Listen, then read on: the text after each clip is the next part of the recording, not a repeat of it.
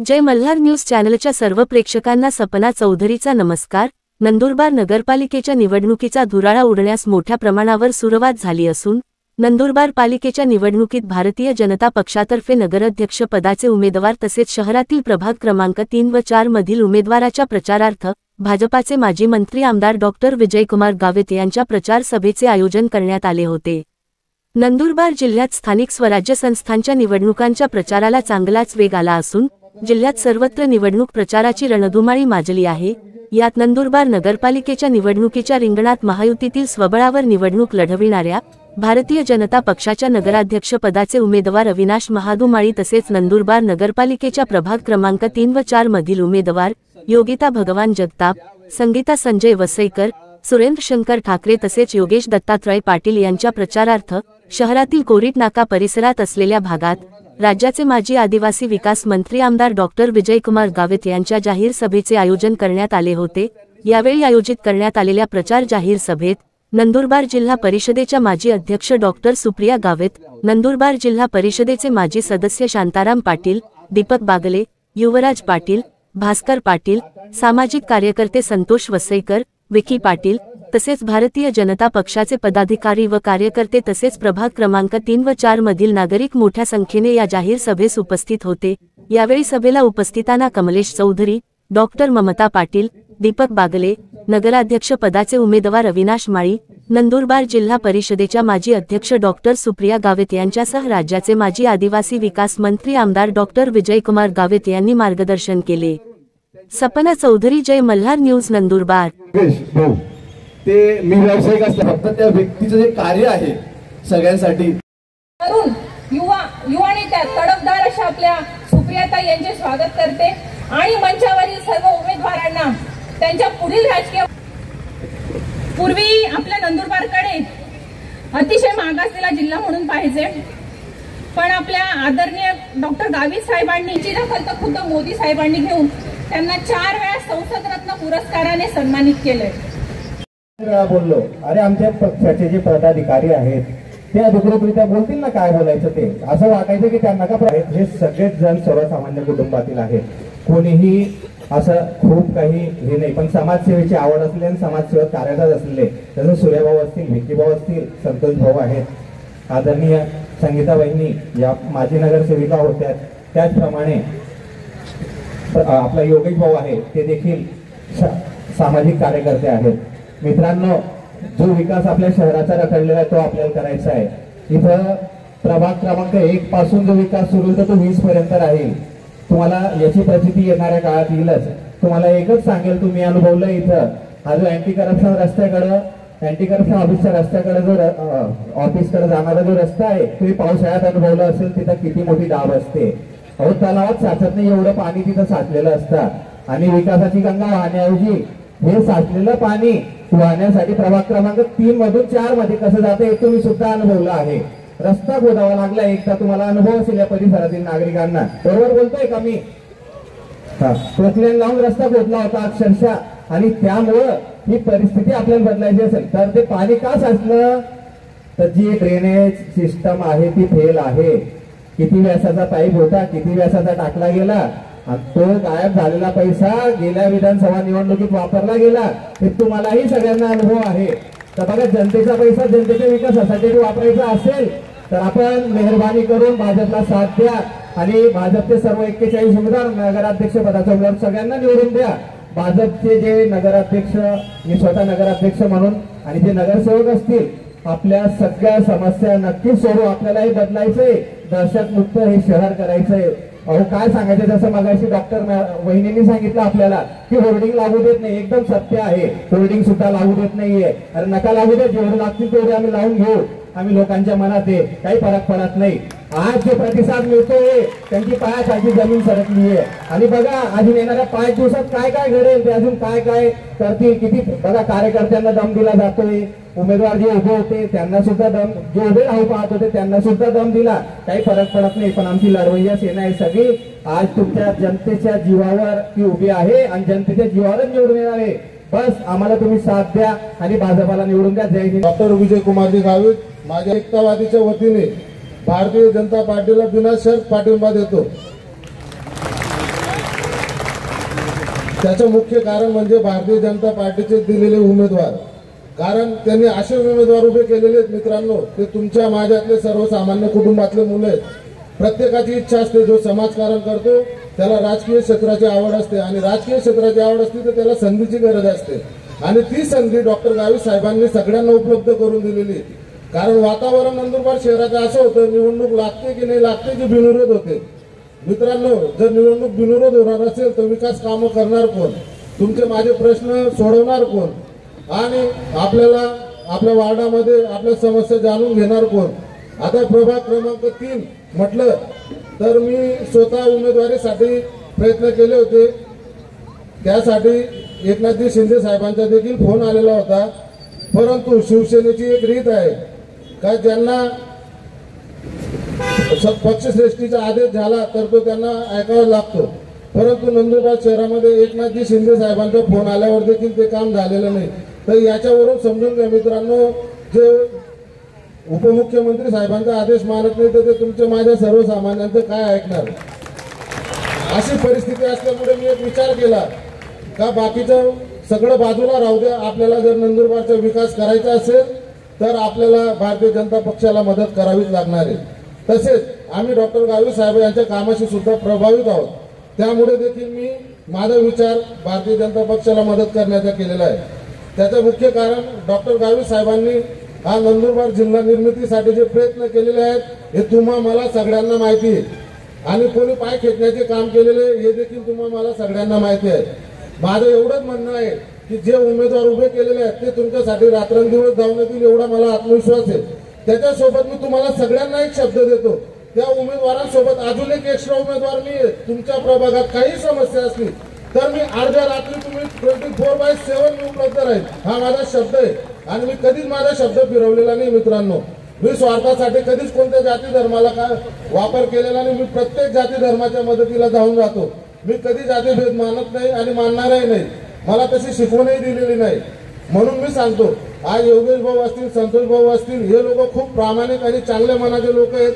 संतोष भाऊंच्या बद्दल म्हटलं तर 108 अँब्युलन्स येते. तिला उशीर लागतो यायला 10 मिनिटं, कारण तिला ऑनलाईन करावं लागतं. पण आपली लोकल अँब्युलन्स आहे संतोष भाऊ, तिला फोन लावल्यावरती 2 मिनिटात हजर होते. हा प्रत्येक तुम्हाला प्रत्येकाला येईलच. म्हणून सांगतो संतोष भाऊंना आणि योगेश भाऊंना तुम्ही सगळ्यांनी निवडून आणा.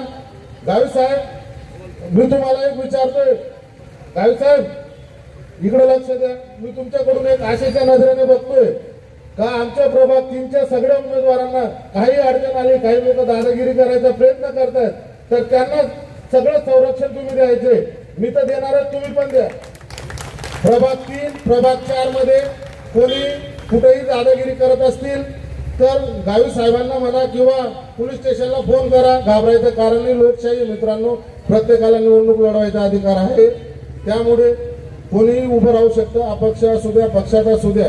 त्याच्यामुळे घाबरण्याचं कारण नाही. ज्याला जिथं प्रचार करायचा असेल त्याला करू देत, आणि आपल्या उमेदवाराला मदत करायची असेल तर बिनधास्तपणे करा. कोणाला घाबरायचं काही कारण नाही. मी देखील तुमच्या सोबत आहे, मलाही फोन करू शकतात.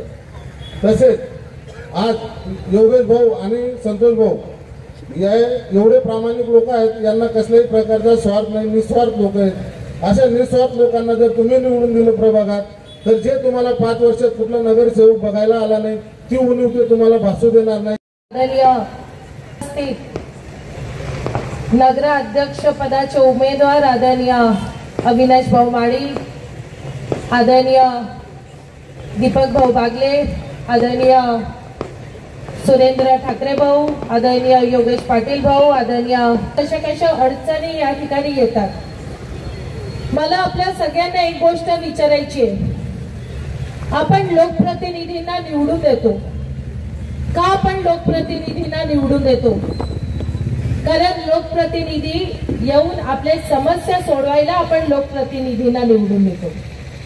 लोकप्रतिनिधींचं कामच असतं की येऊन आपल्या समस्या या ठिकाणी ऐकून सोडवाव्या. या ठिकाणी आपल्या प्रभागामध्ये बरेचसे जे उमेदवार आहे विरोधक, ते अगोदरपासून सिटिंग उमेदवार आहे, आणि प्रत्येक उमेदवाराला 5 वर्षाची टर्म भेटते.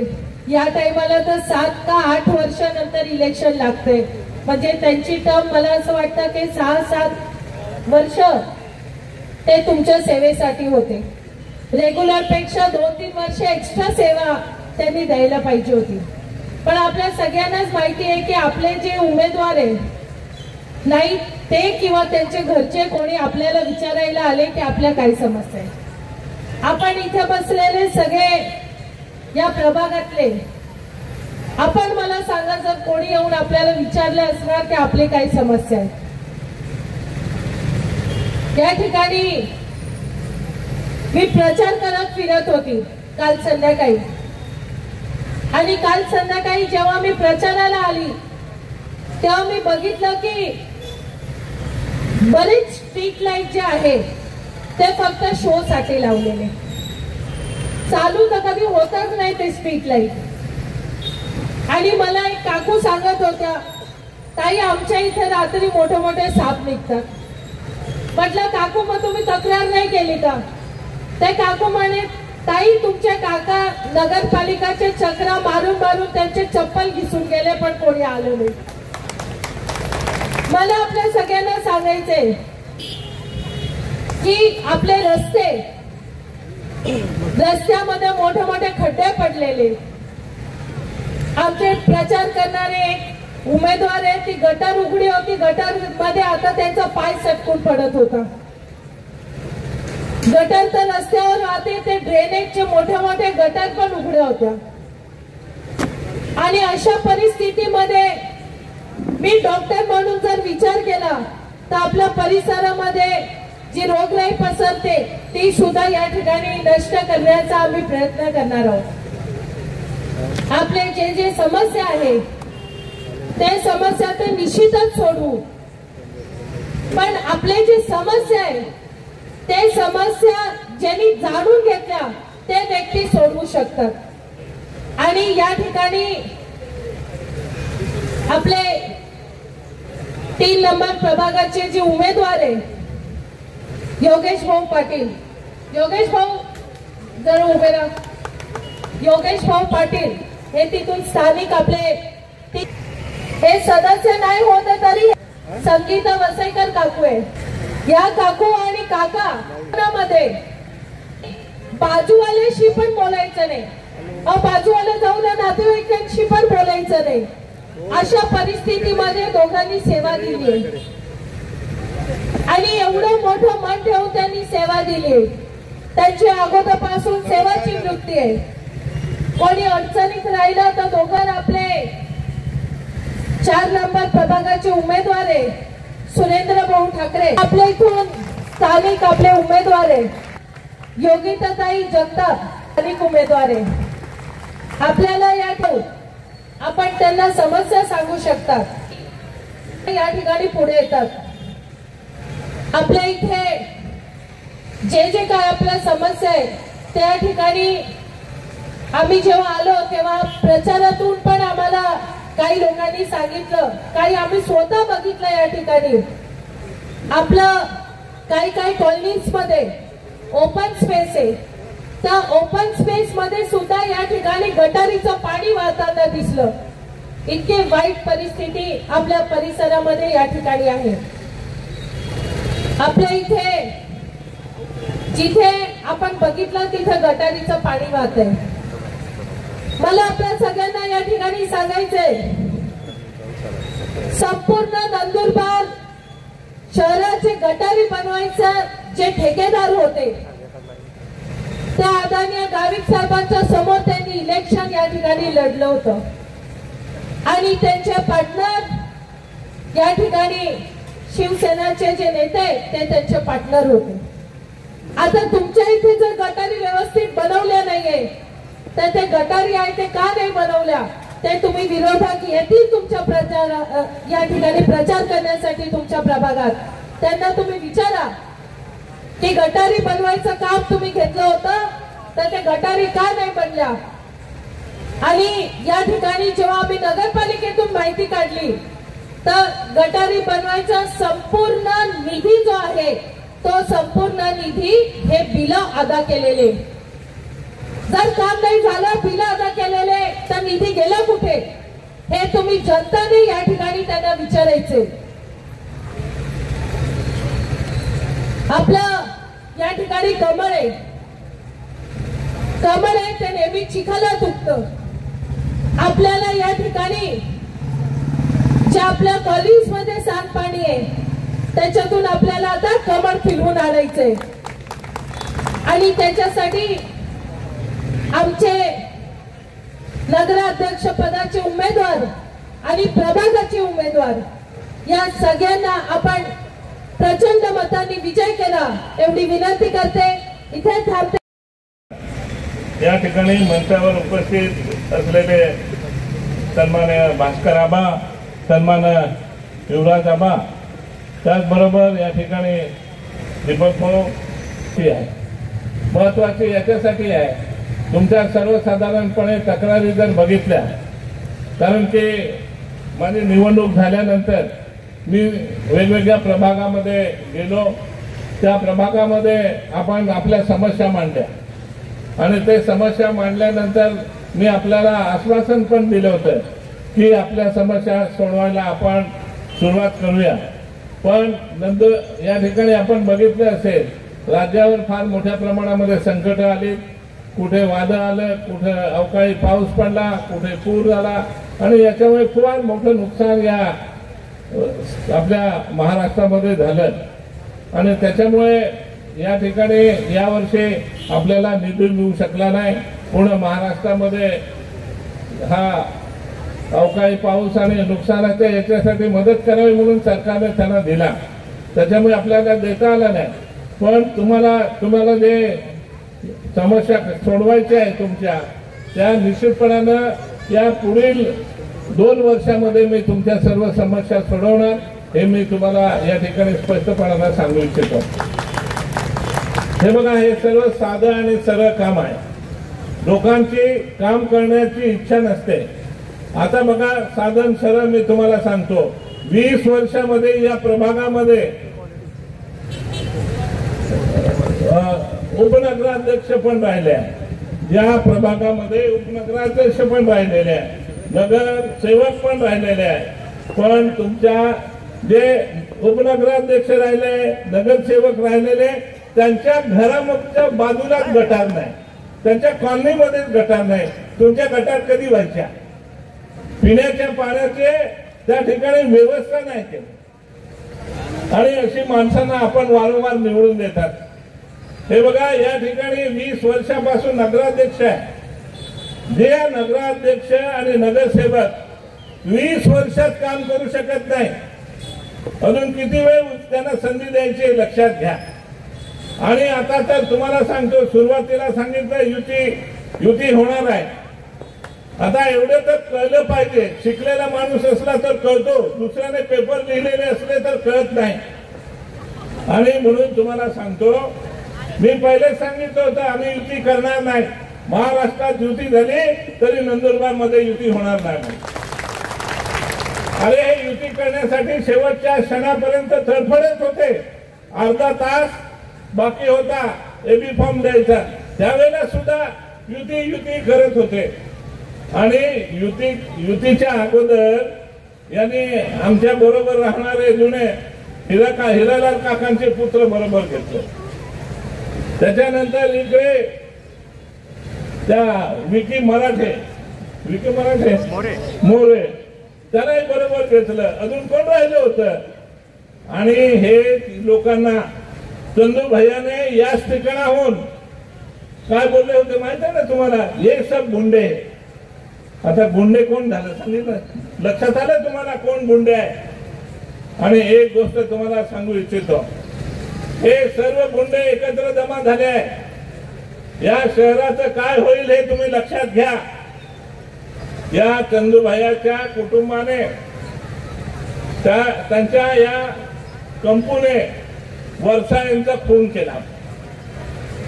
त्याच्यानंतर आता राजपूत बंधूचा खून केला. आता आदिवासी बांधवाचा खून केला. आणि अशा पद्धतीने तरुण पोरांना एकत्र करायचं, आपले 2 नंबरचे धंदे चालवायचे त्या पोरांच्या माध्यमातून. संरक्षण द्यायचं आणि मग कोणी वरचढ झालं तर त्यांना अशा पद्धतीने मारायचं। अशी माणसं आपल्याला चालणार आहे? आम्ही सांगितलंय तुम्हाला, मी राजकारणात आलो होतो, वरसाईंचा खून झाल्यानंतर एक कोणाची हिंमत नव्हती या शहरामध्ये दमदाटी देणार, लोकांना भीती घालणार, कोणाचं काय हिसकून घेणार, ही अशीही कधीही अवस्था राहिली नाही। परंतु या 6-7 महिन्यापासून मी एकंदरीत बघितलं, हे कोणालाही दम देतात, हे उभं कसं करतात ते सांगतात, तुला बघून घेऊ, तुला हे करून टाकू, अशा पद्धतीच्या धमक्या हे देतात आणि अशा पद्धतीने धमक्या देऊन घाबरण्याचं काम करतात। काही घाबरायचं काम नाही। मी आमदारकीच्या वेळेला पण सांगितलं होतं, मी कधी यांना त्रास दिला नाही, पण यांना मी नीट केल्याशिवाय राहणार नाही असं मी तुम्हाला सांगितलं। आणि आज सुद्धा सांगतो, कोणी कोणाला दम देण्याचा प्रयत्न केला असेल, कोणाला दिला असेल आणि देणार असेल तर मला सांगा। या शहरामध्ये भयमुक्त करायचं आहे, भ्रष्टाचार मुक्त करायचं आहे, जमीन हडप करणाऱ्यांना नीट करायचं आहे। यांनी काय केलं माहित आहे? असे ग्रीन झोन होता, ग्रीन झोनचं तुमच्या इथे देवस कॉलनीच्या आजूबाजूला ग्रीन झोन होता, येलो झोन करायला परवानगी देत नव्हता। जेव्हा त्याच्याशी भागीदारी सांगितली, म्हणजे तुम्हाला कोणाची जमीन आहे, शेती आहे, ती शेती ग्रीन झोन म्हणून येलो झोन करायचा, शेती असते, शेतीमधून त्या ठिकाणी घरं बिरं बांधण्याचं करायचं, तर ते करत असताना त्याच्यात भागीदारी मागणार, मला किती देणार आहे त्याच्यात भाग, हे चंदूभाई आणि त्यांचं टोळकं हे करत असतात। त्याच्यामध्ये देवा जैन पण आहे, एक कंपो आहे, खोटे नाटे कागदपत्र तयार करतात, तुमच्या जमिनी तुमच्या प्रॉपर्टी यांच्या नावावर करायचे यांचे धंदे आहे, हे मला तुम्हाला सांगायचं आहे। चंदूभाई यांनी तर सरकारी जमिनी हडप करतात आणि अशा पद्धतीनं लोकांना त्रास देणं, लोकांच्या जमिनी हडप करणं आणि टक्केवारी घेणं। तुम्ही घर बांधायला ठरवलं, त्याच्याकडे आराखडा मंजुरीला पाठवला, तिथेही टक्केवारी द्या। तर तुम्हाला सांगतो, ही टक्केवारी आणि लोकांना जो त्रास होतो तो त्रास निश्चितपणाने आम्ही बंद करू। 20 वर्षापासून सातत्यानं हे चाललेलं आहे, हे आपल्याला कुठल्याही परिस्थितीत बंद करायचं आहे। इथे तरुण मित्र आहे, तरुण मित्रांना मला सांगायचं आहे, तुम्ही बघितलं नाही, हा जिल्हा निर्माण डॉक्टर गावितने केला, जिल्हा डॉक्टर गावितने निर्माण केला। हे शहरातले उड्डाणपूल आहे ना, हे उड्डाणपूल डॉक्टर गावितने आदिवासी खात्यामध्ये मंत्री असताना हे उड्डाणपूल दिले। हे पुतळे उभे आहे, महापुरुषांचे पुतळे उभे आहे, हे पुतळे सुद्धा बांधण्यासाठी मी परवानगी दिली मंत्री असताना। त्याच्यानंतर जे पाणी पिता आपण, ज्या शहराला विकसित धरणामधून पाणी मिळतं, त्या धरणामध्ये याचा रिसॉर्ट आहे, याचा बंगला आहे बांधलेला आणि त्या बंगल्याचा संडास बी त्या धरणाच्या पाण्यामध्येच आहे। आणि विचारलं, अशा पद्धतीने घाण पाणी जातं, निर्लज्ज सारखं सांगतो, आता पाणी जातं तर थोडंफार तर जाणारच आहे। एखादा माणूस चांगला असता, तुमची काळजी असती त्याला आरोग्याची, तर त्याने सांगितलं असतं, मी काढून घेणार, तिथून मी हटवून घेणार, पण असं म्हटलं नाही। अशी माणसं आहे, अशा माणसांना किती दिवस पाळायचं आहे? आणि लक्षात ठेवलं पाहिजे, आपल्याला या शहराला नवीन पाणी पुरवठा योजना द्यायची आहे, आपल्याला तापीवरून पाणी आणायचं आहे। ते तापीवरून पाणी आणत असताना तुम्हाला एकही नया पैशाचा, आता जितका तुम्हाला पाणीपट्टी भरावी लागते त्याच्यापेक्षा एक नया पैसा सुद्धा जास्त लागू देणार नाही, हे मला तुम्हाला सांगायचं आहे। आणि भरपूर मुबलक पाणी मिळेल। कसं आहे, विकसित धरणामध्ये शेतीसाठी पाणी आहे, आजूबाजूचे जे गावं आहेत त्याच्यासाठी पाणी आहे। पाऊस चांगला पडला, पाणी आपल्याला दररोज मिळतं, पाऊस चांगला पडला नाही तर आपल्याला त्या ठिकाणी पुरेसं पाणी मिळणार नाही। म्हणून आम्ही ठरवलंय, तुम्हाला चांगल्या रीतीने पाणी, शुद्ध पाणी, मुबलक पाणी मिळेल याची मी व्यवस्था त्या ठिकाणी तुम्हाला करून देणार आहे। मी पहिलेही सांगितलं होतं, निश्चितपणानं करणार। सर्वांनी गटारीचा उल्लेख केला की गटार त्याने ज्या माणसाला दिली त्याच्याबरोबर यांचं सातत्यानं भागीदारी आहे. त्या गटार बांधत असताना मोठा पाईप पाहिजे होता, जितका रेडिएचा तेवढा नाही, छोटा केलाय. आणि छोटा केला तो पाईप टाकण्याच्या पहिले त्याच्यावर स्लॅब करायचा आणि त्याच्यावर पाईप टाकायचा आहे. ते टाकलं नाही म्हणून तुमच्या या कॉलन्या आहे, या कॉलन्यामध्ये त्या ठिकाणी खालून जे काही पंप बसवले आहे तर त्या पंपामध्ये खाली पाणी जात आहे. आणि पंपामध्ये पाणी गेलं तसंच पाणी आपण हँड पंपाच्या माध्यमातून किंवा इलेक्ट्रिकच्या माध्यमातून आपल्याला प्यावं लागतं. घाण पाणी निघतं. हे आपल्याला सर्व बंद करायचं आहे. नवीन गटार लाईन करू, अंडरग्राऊंड गटार देऊ आणि सर्वीकडे देणार. तुम्हाला आज ते गटारी चांगल्या बांधल्या नाही म्हणून कुठे मंदिराच्या मागे पाणी जात आहे, काटपाणी साचत आहे किंवा कुठल्या ओपन स्पेस मध्ये साचत आहे, रस्त्यावर येत आहे. हे सर्व आपण निश्चितपणाला बंद करणार.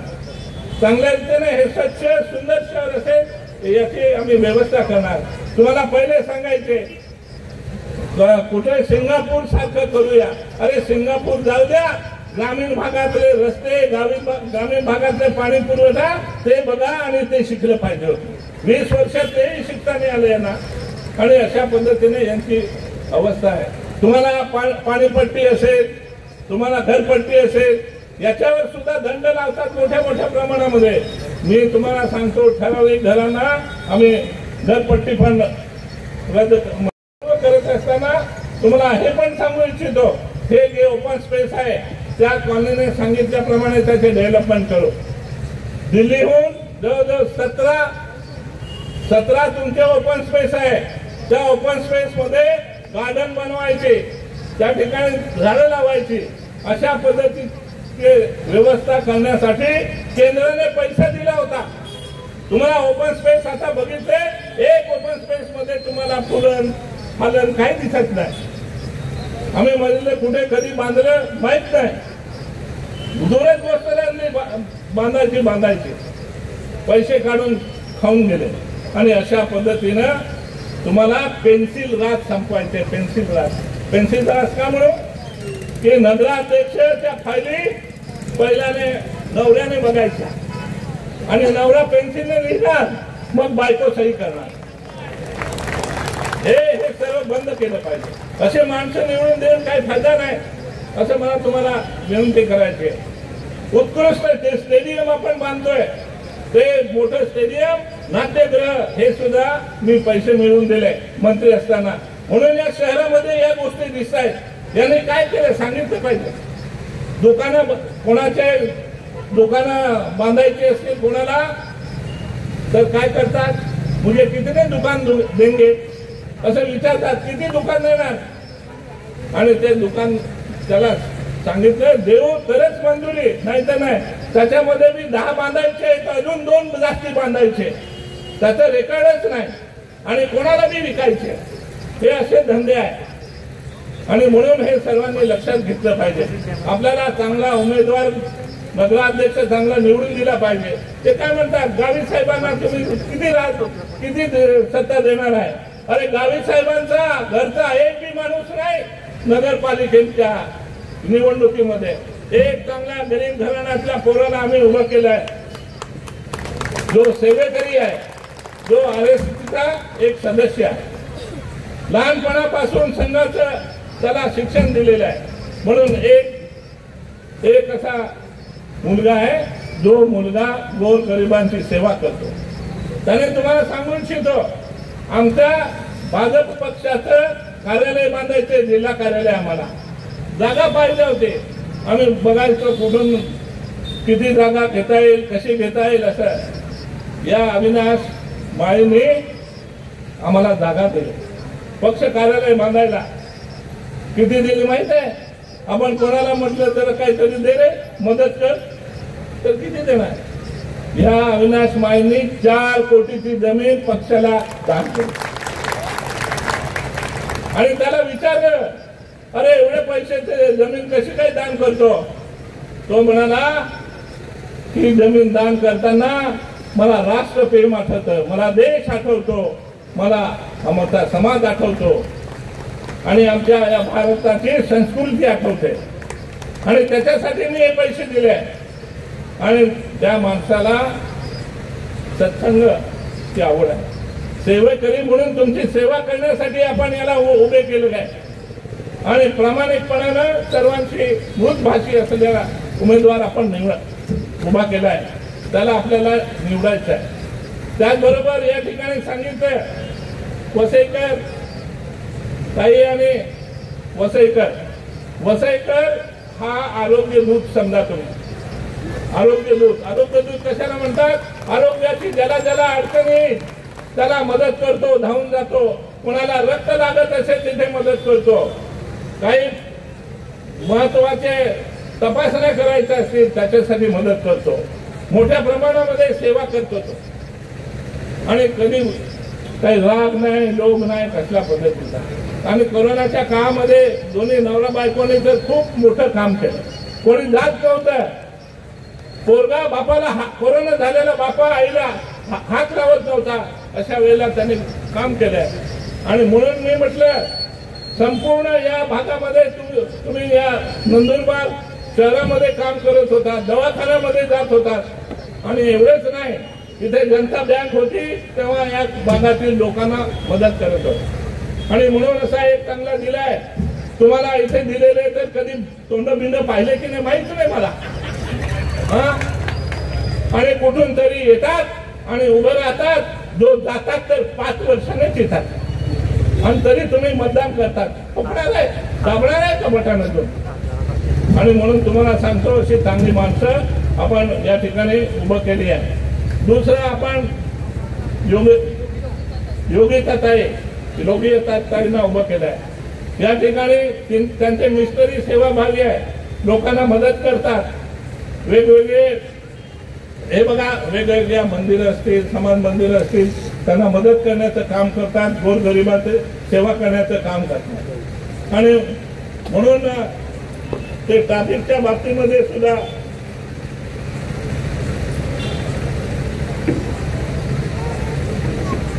त्यांचं थोडस आपल्या RTO त्यांच्याशी पण काम त्यांचं संबंधित आहे. असे आम्ही चांगले दिले आहे, तुम्हाला मदत करणार आहे, सेवा करणार आहे आणि तुम्हाला तत्पर ते मदत करतील याचा मला विश्वास आहे, म्हणून आम्ही उमेदवार दिले.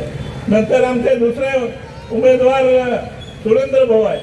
सुरेंद्र भाऊंचं एक चांगलं संघटन आहे आणि संघटनाच्या माध्यमातून लोकांना सेवा देण्याचं काम त्यांनी मोठ्या प्रमाणामध्ये करतात आणि त्यामुळे आरोग्याचं असेल बाकीचं असेल ते त्यांनी केलेलं आहे. वेगवेगळ्या योजना प्रभावीपणानं राबवण्याचं काम त्यांनी करत असतात आणि म्हणून आम्ही सुरेंद्र बोला हे त्या ठिकाणी दिलेलं आहे. आता योगेश ते तर सांगितलं, वहिनीने काय सांगायचं सांगून टाकलं, पण आम्ही योगेशला याच्यासाठी दिलं, आम्ही योगेशला याच्यासाठी दिलं की योगेशचं काम एक चांगलं आहे, सेवाभावी वृत्ती आहे, आपल्या स्वतःच्या पैशातून काही लोकांना मदत करायची. आणि या भागामध्ये तर हे बघा त्याला राजकारणाची गोडी फोडी काही नव्हते. मी सांगितलं योगेश शेरे त्या भागामध्ये तू पेवर ब्लॉक बसवतो, बंद पडलेले लाईट बसवतो, सोलर, अशा पद्धतीने हे बघितलं. मी म्हटलं आणि तुम्हाला सांगतो योगेशचे वडील आहे. मी राजकारणात पहिल्या दिवशी राजकारणात आलो, मी राजकारण करत असताना ते नोकरीला होते, ते कधी घाबरले नाही कोणाला. नोकरीला होते तरी दम ठोकून यायचे, गावित साहेबांना मते द्या म्हणायचे, रॅलीमध्ये पुढे नोकरी करत होते आणि पहिल्यापासून ते त्यांचं पण लोकांना मदत करण्याची भूमिका आहे. त्या भागातील लोकांचे चांगले वागतात, संघटन पण तयार करतात, मदत करतात आणि म्हणून असे तुम्हाला मदतच होईल, तुम्हाला इथे उणीव भासणार नाही. मी तुम्हाला एक गोष्ट सांगतो, 2 ते 3 वर्षामध्ये तुमचं पाणी रस्त्यावर दिसणार नाही, पाणी रस्त्यावर दिसणार नाही, तुम्हाला अंधार दिसणार नाही. अंधार आज दिवापान कधी दिवेनं लागलेले असं तुम्हाला दिसणार नाही. आणि त्या दिवाचे बी बिल काढतात ते. तुम्हाला एक गोष्ट सांगतो, तुमचे सर्व रस्ते कॉलनीवाले सांगतील पेवर ब्लॉक बसवा, पेवर ब्लॉक बसवून देऊ. ते म्हणतील कॉन्क्रिटीकरण करा, कॉन्क्रिटीकरण करून देऊ. तुम्ही म्हणाल डांबरीकरण करा, ते करून देऊ. तुम्हाला या तुमच्या गल्ल्यांमध्ये तुम्हाला माती दिसणार नाही याची काळजी आम्ही घेऊ. पिण्याची पाण्याची व्यवस्था होईल, गटार अंडरग्राऊंड गटार होईल, रस्त्यावर कुठेही पाणी दिसणार नाही याची आम्ही तुमची व्यवस्था करू. त्याचबरोबर या भागामध्ये आम्ही ठरवलं एखादं पोलीस स्टेशन करता आलं ते पोलीस स्टेशन पण या भागामध्ये आम्ही करू. अशा पद्धतीची व्यवस्था आम्ही या भागामध्ये करणार आहे. एका ओपन स्पेस मध्ये एक गार्डन आहे, अभ्यासिका आहे, गोरगरीब मुलं आहेत, त्या मुलांना त्या ठिकाणी अभ्यास करण्यासाठी व्यवस्था नाही, त्या ठिकाणी आम्ही अभ्यासिका त्या ठिकाणी करून देणार. आणि तुम्हाला सांगतो, मी मुंबईहून म्हणजे सरकारकडून विविध समाजांसाठी समाज मंदिरं आणली होती. चंदू काय म्हणतो, यांनी म्हणजे लोकांना बोलथाप दावून देऊन आणले, पैसे आणले, अजून एकही सुरू झालं नाही असं नाही. तुम्हाला सांगतो, शिंदे साहेब नगराध्यक्ष आपला मंत्री होण्याच्या अगोदर नगर विकासाचे, त्याच्या अगोदर आम्ही एक समाज मंदिर मंजूर केलं होतं. त्याचं समाज मंदिराचं काम चालू आहे 20 नंबर वार्डामध्ये. यांनी नंतर पत्र दिलं की हे नगरपालिकेच्या नावावर करावी जागा, मगच परवानगी द्यावा, आणि म्हणून कलेक्टरने त्याला थांबवलाय.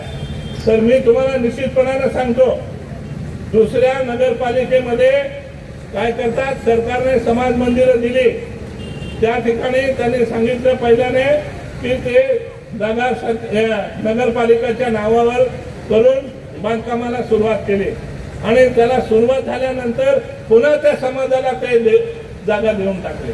अशा पद्धतीचं करायचं म्हणून त्यांना मी सांगितलं होतं. आपण निवडून आल्यानंतर अशा पद्धतीने करू आणि प्रत्येक समाजाला समाज मंदिर आपण बांधून देऊ.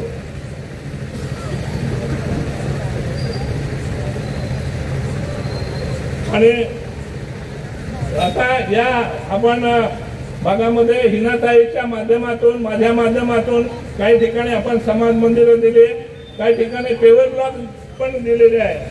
नमस्कार कॉलनीमध्ये आपण काही निधी दिला, त्या ठिकाणी मंदिर पण बांधलं गेलं आहे आणि त्या ठिकाणी इतर सुविधाही केल्या आहेत. असे बरेच ठिकाणी आहे. यांनी नगरपालिका यांच्या ताब्यात असल्यामुळे हे अडचणी आणत होते. मी निधी आणला तर यांनी काय अडचणी करायच्या, नगरपालिका स्वतः करणार आहे, स्वतः बी नाही करायच्या आणि दुसऱ्याचा निधी पण वापरू द्यायचा नाही. अशा पद्धतीची व्यवस्था हे सातत्याने करत आले. एवढंच नाही, मी या शहरासाठी बऱ्याचशा ठिकाणी रस्त्या पेवर ब्लॉक वगैरे साठी आदिवासी खात्यामधून मी पैसे देण्यासाठी प्रस्ताव तयार केला. यांनी काय केलं की या ठिकाणी शिंदे साहेब मुख्यमंत्री होते, त्यांना सांगितलं, आम्ही सांगितलं काढून, अरे त्याचं काय घेणं नाही देणं नाही, ते नाव टाकायला मग मी काय करू देणार आहे. तर अशा पद्धतीने हे धोका आहे. यांनी रस्ते कुठे बांधले बघितलं, रस्ते कुठे बांधले, यांचे लेआउट पडलेले आहे, तिथे वस्ती नाही, तिथे रस्ते बांधले, गटार बांधले आणि दिवे लावले.